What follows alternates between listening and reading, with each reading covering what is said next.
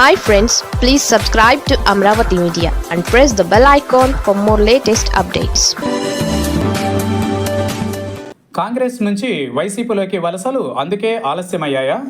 వైసీపీలోకి పెద్ద ఎత్తున కాంగ్రెస్ చేరికలు ఉంటాయని ప్రచారం ఇటీవల కాలంలో సాగింది. వరుసపెట్టి బడా నాయకులు ఫ్యాన్ నెడకు చేరుకుంటారని కూడా చెప్పుకున్నారు. ప్రథమంగా మాజీ పీసీసీ చీఫ్ సాకే శైలజనాథ్ గత వారం జగన్ సమక్షంలో వైసీపీ తీర్థం పుచ్చుకున్నారు. దాంతో గత 9 నెలలుగా పోయేవారే తప్ప వచ్చేవారు లేక వైసీపీ తీవ్ర నిరాశలో ఉన్న వేళ ఈ చేరికైతే పార్టీలో ఎంతో ఊపునిచ్చింది. ఇక ఇదే క్రమంలో మరింత మంది వస్తారని కూడా సోషల్ మీడియాలో ప్రచారం మొదలైపోయింది. అందులో మాజీ ఎంపీ ఉండవల్లి అరుణ్ కుమార్, కేంద్ర మాజీ మంత్రి పల్లంరాజు, మాజీ పీసీసీ చీఫ్ రఘువీరారెడ్డి వంటి వారి పేర్లు వినిపించాయి. అయితే ఆ దిశగా అడుగులైతే పడడం లేదు.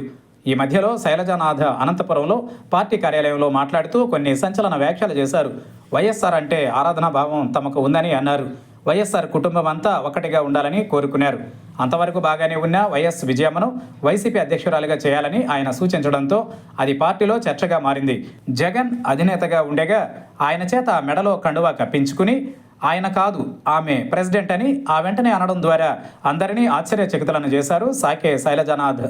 కానీ అదే సమయంలో వైసీపీ ప్రాంతీయ పార్టీ అన్న సంగతిని ఆయన కాంగ్రెస్లో దశాబ్దాల పాటు పనిచేసిన అనుభవంలో మరిచినట్లున్నారు అన్న కామెంట్స్ వచ్చాయి. అయితే దాని మీద వైసీపీ అధినాయకత్వం తక్షణం ఏమీ అనకపోవచ్చు. కానీ శైలజానాథ్ విషయంలో కొంత ఆలోచనలో పడుతుందని కూడా అంటున్నారు. బహుశా కాంగ్రెస్ నుంచి వచ్చిన సీనియర్లతో వైసీపీకి ఇది ఒక అనుభవంగా కూడా ఉంటుందని అంటున్నారు. మరి దీనిని చూసిన మీదట కాంగ్రెస్ నుంచి ఇతర నేతలకు ఆహ్వానం పలకడానికి వైసీపీ తాను సిద్ధంగా లేదా అన్నది కూడా చర్చకు వస్తోంది. ఒకవేళ వైసీపీ పిలిచినా వెళ్లేందుకు వీరంతా సిద్ధంగా లేరా అన్నది మరో చర్చ. ఎందుకంటే ఎంత కాదనుకున్నా కాంగ్రెస్ పార్టీ లెక్క వేరు. అక్కడ హాయిగా ఏమైనా ఎంతైనా మాట్లాడవచ్చు. అదే వైసీపీ లాంటి చోట కుదరదు. పైగా వైసీపీ అధినాయకత్వం వైఖరితో తమకు సరిపడదని భావించేవారు ఉన్నారని అంటున్నారు.